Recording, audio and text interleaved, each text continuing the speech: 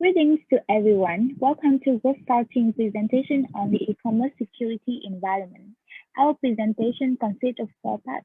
The e-commerce security environment, security threats in the e-commerce environment, technology solutions, and management of public laws against those threats. First, we will go to overview of the e-commerce security environment. Today, the development of internet is facilitating cybercrime. For criminals, the internet has created entirely new and lucrative ways to steal from more than 1.6 billion internet consumers worldwide in 2016. From products and services to cash to information, it's on there for taking on the internet and also less risky to steal online. The potential for anonymity on the internet clouds many criminals on legitimate-looking identities, allowing them to place fraudulent orders with online merchants, steal information by intercepting emails, or simply shut down e-commerce sites by using software, viruses, and spam attacks. Cybercrime is becoming a more significant problem for both organizations and consumers. Some kind of cybercrime threats can include DDoS attacks, Trojan, phishing, ransomware, data theft, identity fraud, credit card fraud, spyware. Cybercrime against e-commerce sites is dynamic and changing all the time, with new risks appearing often. The amount of losses to business is significant and growing. Also, criminals who steal information on internet do not always use this information themselves, but instead derive value by selling the information to others on the so-called underground or shadow economy market. Data is currency to cyber criminals and has a street value that can be monetized. Below is some significant statistic about cybercrime that we should pay notice for. By the end of 2021, cybercrime is expected to cost the world $6 trillion. The worldwide information security market is forecast to reach 170.4 billion in 2022 to cope with increasing cybercrime and projection.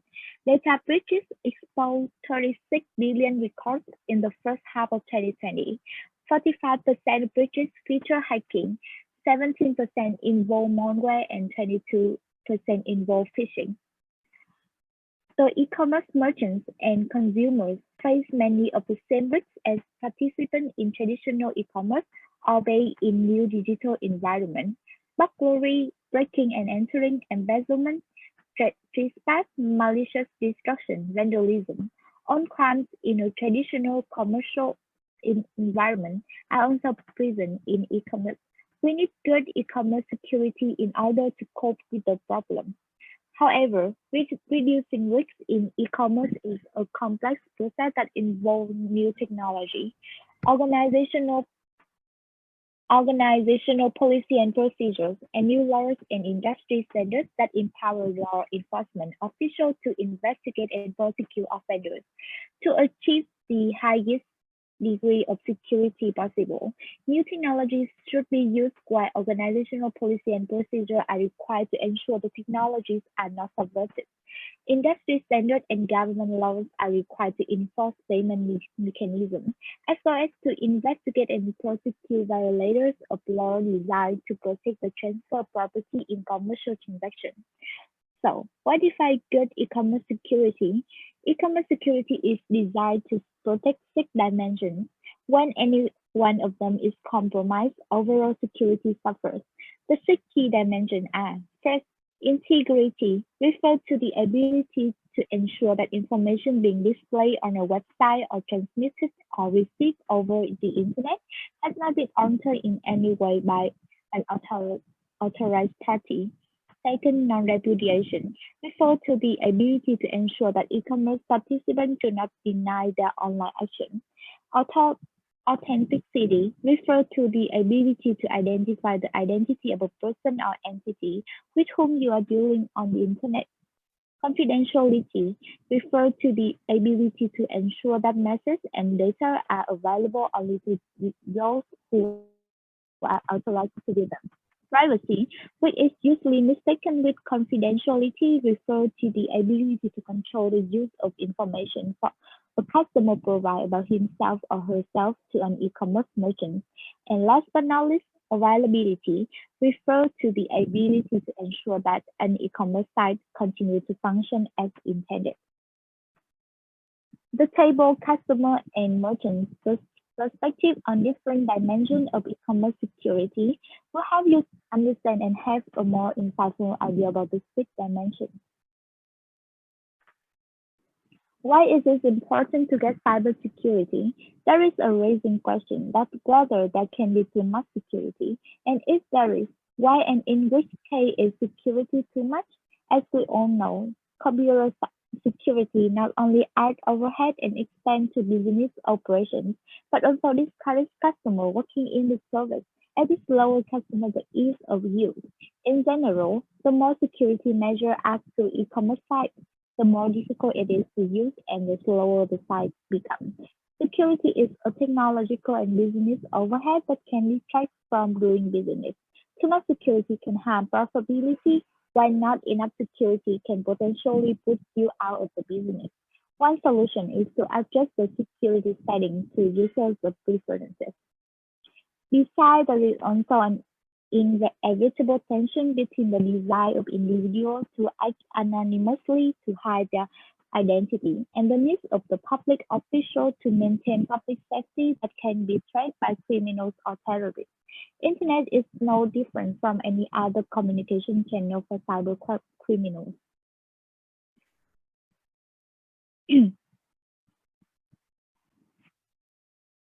The most important part, we will discover about the threats existing in the e-commerce world so that we can learn how to avoid them. So the first one is about malicious code. So malicious code can bring down an entire website and control millions of people's computer at the same time, just like the way coronavirus is harming our globe now. So let's discuss these codes case by case. So the first one is virus. Virus is a computer program that can replicate or make copies of itself and spread to other files, while worms have a quite similar characteristic, which can spread from computer to computer. They result in either file destructions or improper program functions. So as you can see in the slide, it's about the configure worm, which is one example in 2015 when it infected 11 million computers worldwide. The next one is ransomware. So ransomware can prevent you from accessing your computers or files in exchange for a fine payment. The growth of ransomware is also related to the growth of the virtual currency Bitcoin. Hackers often demand victim payment using Bitcoin, so their transactions are hidden from authorities. So WannaCry, as you can see in the slide, is one of the examples of ransomware using Bitcoin to blackmail internet users in over 150 countries in 2017. The next one is Trojan horses. So Trojan horses functions as the way its name represents. It reminds us of the huge golden horse in Homer Iliad. It is not a virus because it cannot replicate, but it is often a way for malicious code to be introduced to your computer. So it was Trojan horse that leads to Sony's biggest data breach in 2011 from the administrative computer of Sony's PlayStation Game Center and leak out users' credit card information. So malware or malicious code can be delivered in many forms, such as email attachment, embedded link, Microsoft Word documents, and the most popular is more advertising. According to a research in 2014 that indicated that as many as 1% of all ads served in Google, Facebook, or any other media platform may be more advertising. So like in the slide, we can see we have to be cautious when clicking on the online links like this. Okay, so next, we discuss about the potentially unwanted programs, PUPS. The definition is about a program that installs itself on a computer, typically without the user's informed consent. So from now on, Be aware of anything you intend to download or install to your computer. It can be security software, toolbars, PC diagnostic tools. It can be expressed as an adware, which is used to call for pop-up ads when users visit certain websites with a browser parasite as monitor. The most notable case is about Lenovo in 2015, when they unintentionally sold Superfish pre-installed adware and helped Superfish download customer data from big e-commerce sites silently. On the other hand, spyware can be used to obtain information such as users' email, message, and even passwords. So the next threat is about phishing. So phishing is any deceptive online attempt by a third party to obtain confidential information for financial gain. So phishers use social engineering techniques which trigger people's curiosity and greed in order to induce them to leak out their credit card information like account number or PIN codes. So those phishers will then charge items to your credit cards or withdraw your funds or even steal your identity. So the most obvious example is the phishing email, which includes content saying you are given some valuable gifts or on behalf of some reliable authority to call for your financial information. The final one is about hacking and hacktivism. So hacker is an individual who intends to gain unauthorized access to a computer system. So today, hackers have malicious intentions to disrupt, deface, or destroy sites, or to steal personal or corporate information, and they can use for financial gain. In the meantime, hacktivists typically attack governments, organizations, and even individuals for political purpose, like data thefts or doxing. The next one is about data breach. So a data breach occurs whenever organizations lose control over corporate information to outsiders. So the reason can be various, but it's due to mainly hackers. Statistics showed that breaches involving the medical or healthcare industry had the highest impact. Some notable cases are Yahoo's data breach in 2016 with 500 million data recorded, and recently many other social platforms such as Facebook, LinkedIn, Twitter also be suffered from data breach. The next one is credit card fraud or identity fraud. So theft of credit card and identity always been the most feared occurrence on the internet and in e-commerce world. The government and the merchants have taken many measures against this problem, such as using automated fraud detection tools, federal laws on online payment, the use of chip card, e-sign laws. But however, there are many challenges in terms of stolen credit card and identity information on the internet that may cause financial loss and even worse for users. Next one is about spoofing, farming, and spam website. Spoofing involves attempting to hide a true identity by using someone else's email or IP address. Spoofing a website sometimes involves farming, automatically redirecting a web link to an address different from the intended one, with a site as the intended destination. It affects the integrity and the authenticity of a website, as hackers can alter customers' order in the fake site that they've been directed to or make customers confused about the real merchant's site. Spam websites are in fact just a collection of advertisements for other sites, some of which contain malicious code. Next one is sniffing and man-in-the-middle attacks. A sniffer is a type of eavesdropping program that enables hackers to steal information from anywhere on the network, including password, email message, company files, and confidential reports. Email wiretaps, a variation of sniffer, is even used by government agencies like FBI to monitor email information in case of suspected terrorist activity. A man-in-the-middle attack also involves eavesdropping, but it typically involves passive monitoring, which the attacker can control the communications contents. Next is the denial of service, DOS, and distributed denial of service, DDoS attacks. In a denial of service attack, hackers flood a website with useless pings or page requests that usually cause a website to shut down and accompanied by a blackmailing attempt. A distributed denial of service attack use hundreds or even thousands of computers to attack the target network from numerous launch points. Both DOS and DDoS can lead to other security threats such as malware, data breach, etc.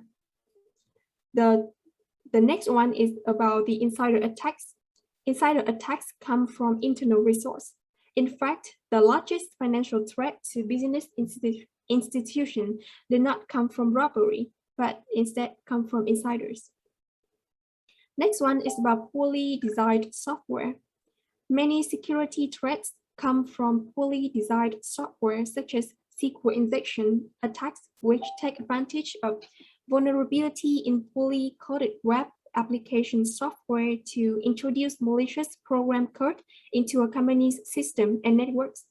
Many internet browsers and mobile device settings like PC Linux are identified with software vulnerabilities each year.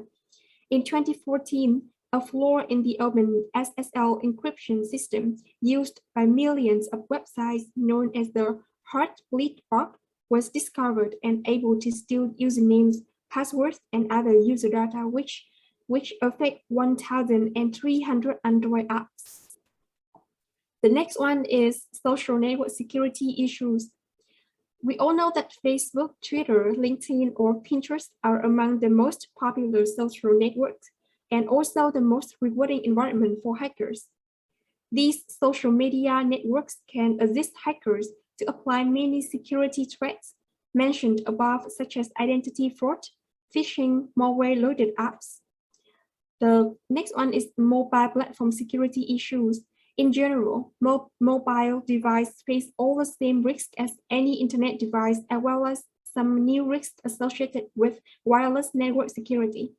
Mobile users are filling their device with personal and financial information and using them to conduct an increasing number of transactions, from retail purchase to mobile banking, making them excellent targets for hackers. The next one is cloud security issues. The move of so many internet services into the cloud also raised security risk. DDoS is one of the notable threats for cloud service. And finally, we have the Internet of Things security issues that involves the use of the internet to connect a wide variety of sensors, devices, and machines, connected cars, medical devices, and industrial equipment that support manufacturing, energy, transportation, and other industrial sectors. In the world of connected things, the device, the data produced and used by device, and the system and applications supported by those devices can all potentially be attacked.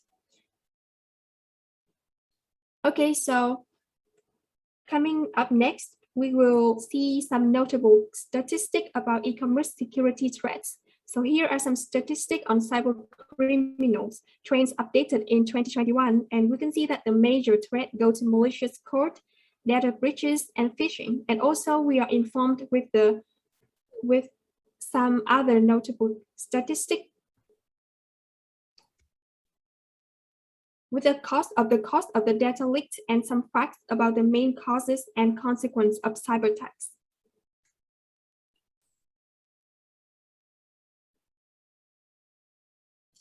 It is clear that the threats to e-commerce are very real, widespread, global, and potentially devastating for individuals, businesses, and the entire nations, and is likely to be increasing in intensity along with the growth in e-commerce and the continued expansion of the internet. There are two lines of defense that against those threats. First is technology solution, and the second is policy solution. About technology solution, data breach prevention needs to include everyone at all levels, from end users to IT personnel and all people in between. Every person that interacts with a system that can be a potential vulnerability. Even a small child with a tablet on their home network can also be a risk. Security experts believe the greatest security threats occur at the level of internet communication. And you can see the pictures is a number of tools that are available to protect the security of internet communication. The first one, encryption. Encryption is the most basic tool. It is the process of transforming plain text or data into a cipher text that cannot be read by anyone other than the sender and the receiver. The transformation of plain text to ciphertext is accomplished by using a key or a cipher, which is any method of transforming plain text to ciphertext. Basically, this can be understood as rewriting the plain text or the message to ciphertext according to a rule, and this rule is only acknowledged only by the receiver and the sender to be able to translate it into plain message again. There are several ways to encrypt a message, and people can use symmetric key cryptography, public key cryptography, or digital envelope, or even PKI, public key infrastructure, and digital certificates. Some of you may find some vocabulary familiar, but most of you would be completely new to the block. So if you have some time, take a look at these coding methods would be interesting. The concept of public key cryptography are used routinely for securing channels of communication, and some applications of this can be network security protocols and virtual private networks, also called VPN. Operating system features and antivirus software can also help further protect servers and clients from certain types of attacks. The last set of tools to consider are those that can protect your network, as well as the servers and clients on those networks, such as firewalls, proxy servers, intrusion detection and prevention system, also called IDS and IPS. About policy solution. The technology provides a foundation, but if in the absence of intelligence of management policies, even the best technology can be easily defeated. In order to minimize security threats, e-commerce firms must develop a coherent corporate policy that take into account the nature of the risks, the information assets that need protecting, and the procedures and technologies required to address the risks, as well as implementation and auditing mechanism. The first step in developing a solid security plan is to perform a risk assessment. You have to assess the risks and the point of vulnerability, estimate the monetary value to the firm, and also the probability of the loss occurring. Secondly, the firm must develop a security policy. This is a set of statements prioritizing the information risks, identifying acceptable risk targets, and identifying the mechanism for achieving these targets. 3, develop an implementation plan. The steps you will take to achieve the security plan goals. Specifically, you must determine how you will translate the level of acceptable risks into a set of tools, technologies, policies, and procedures. 4, create a security organization. The security organization typically administers access controls, authentication procedures, and authorization policies to determine which outsiders and insiders can gain legitimate access to your network. You also need to educate and train users, keep management team aware of security threats and breakdowns, and maintain the tool chosen to implement security. And finally, perform a security audit. You need to routinely review the access logs to identify unusual patterns of activities, usually monthly. Lastly is the role of laws and public policy. The law helps to ensure orderly, rational, and fair market, establishing a legal corridor for e-commerce transactions to be conducted in a transparent and competitive manner, thus facilitating the development of e-commerce. At the international level, there are 4 organizations have influenced the international traffic in encryption software. The first one, the Organization of Economic Cooperation and Development, also known as OECD. Secondly, the G7, which is the head subset of the top 7 industrialized countries in the world, but not including Russia. Third, the European Councils, and fourth, the Wassenaar's arrangement, which includes 41 countries that produce sensitive industrial equipment or weapons. In Vietnam, the legal framework for data protection is in the Law on Networks Information Security, number 86 in 2015. Vietnam also provides a general framework for e-commerce regulations that is related to security in sectoral law. The first one is the combination of 3 laws that lay the legal foundations for e-commerce, including the commercial law, the civil law, and the law on e-transaction. Vietnam, the e-commerce activities also are governed by law on information technology, telecommunication law, law on protection of consumer interest, law on enterprise, law on cybersecurity, and law on network information security, etc. Unfortunately, in terms of information on social network as a whole, Vietnam does not have a single national data protection authority.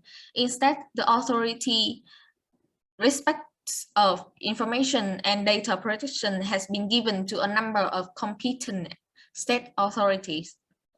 According to Vietnam law, the main obligation imposed on data controllers to ensure data is processed properly requires the processor to obtain the consent to publish the policy and to provide an adequate level of protection for the personal data. And the data processor should implement an international standard, internationally recognized or higher standard to protect personal data, such as those set by the EU General Data Protection Regulation. And this would finish our presentation. Thank you for listening.